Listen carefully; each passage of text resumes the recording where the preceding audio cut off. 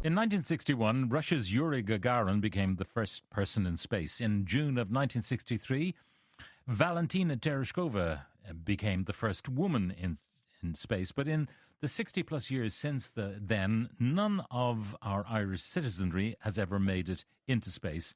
That is until now. It was announced yesterday that Dr. Norah Patten will become the first Irish person in space. And Nora's on the line. Norah, good morning.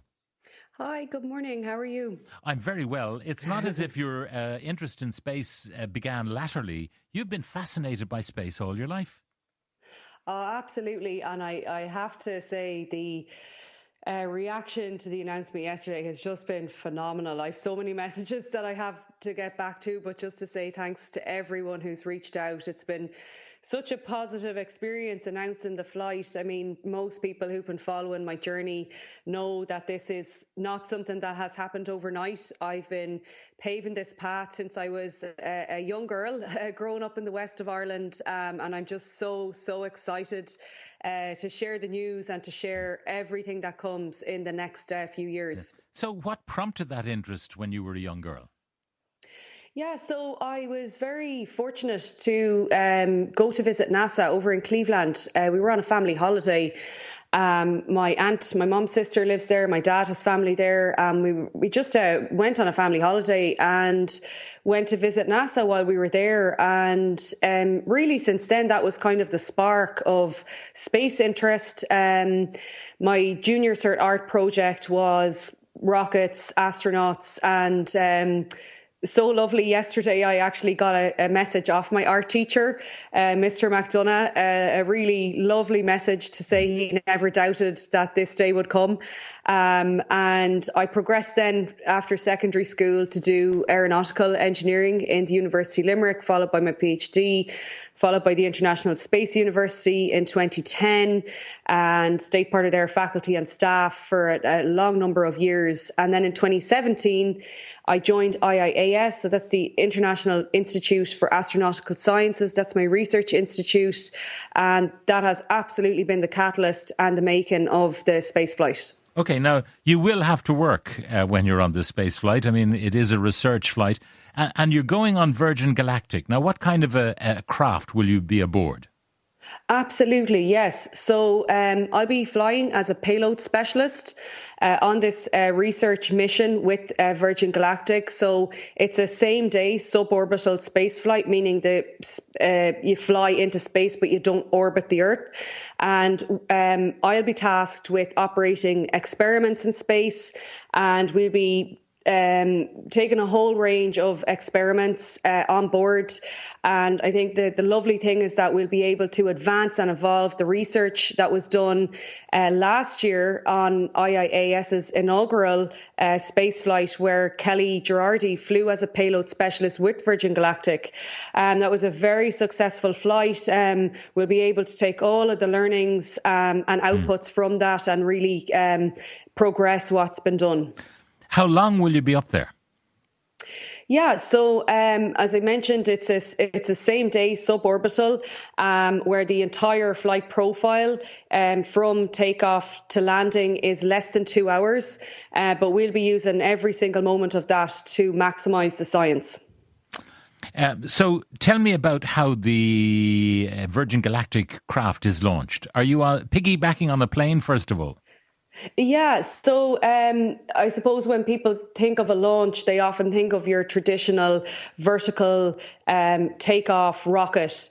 With Virgin Galactic, it has a mothership, and that mothership carries the spacecraft, which is as you say, it's on the mothership, and then it's taken up to the drop altitude where it's released, and the rocket motor fires, and then the spacecraft travels into space. Yeah, and it'll be a brand new craft, won't it? They retired the other one? That's correct. So I was actually over in New Mexico just a few weeks ago for the final commercial flight of Unity, and just an amazing experience to be there, to be on site, to see the whole process of the launch and what it's like, an incredible facility. And Virgin Galactic are transitioning over to their new generation of spacecraft, which are called Delta. And our mission, our spaceflight research mission, is anticipated to take place within the first 12 months of Delta commercial services. And at the moment, that remains on track to begin commercial service in 2026. Now, when we watch the movies and we see astronauts training for a space mission, they're being dumped into swimming pools to simulate weightlessness. They're subjected to massive G-forces by spinning them around. Do you have to do any of that kind of training at all for your mission? I've already done a lot of programs with IIAS, my research institute. On this research mission, I'll be flying with 2 other researchers, and I've had an opportunity to fly multiple microgravity research flights with Shauna and Kelly, and they're done in collaboration with the National Research Council over in Canada. I've also done the Dunker training over in the US. That's where you're strapped into a mock-up of a helicopter, 5-point harness, submerged under the water, flipped over, and you're taught how to egress the vehicle, the mock-up, safely and calmly.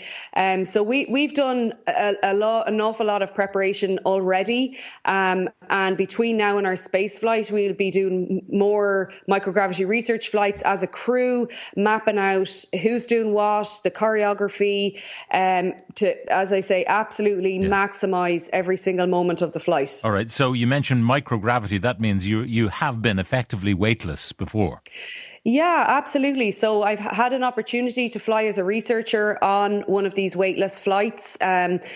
Those flights, we've tested many different types of payloads, including fluid cells. And I can tell you, it's such a truly unique experience to fly a fluid cell and see how the liquid moves and reacts and behaves in the microgravity environment. So it's a really, really unique experience. Well, it's going to be very exciting for you and for all of us who try to keep track of what you're at. You're a very inspirational person. I want to read you something. We first met Norah when my daughter Orla did a project in second class on her favourite astronaut. We travelled from Meath to Limerick for her book launch. We met her again when Jack did his project on Norah and met her at the launch of her next book in Explorium. Just last week, Billy finished his space project, and again, Norah was a massive part of it. Norah, you've been such an inspiration, not only to my children, but to so many all over Ireland. So proud to have met you. That's from Christina. So there you are. That's so lovely. That's so lovely. I'm in the process of setting up a PO box number so kids can write me letters. But yeah, I mean, absolutely. I'll be sharing as much as I possibly can on all my social media channels, Space Norah. So for people listening, follow along and I'll keep you updated with all the progress.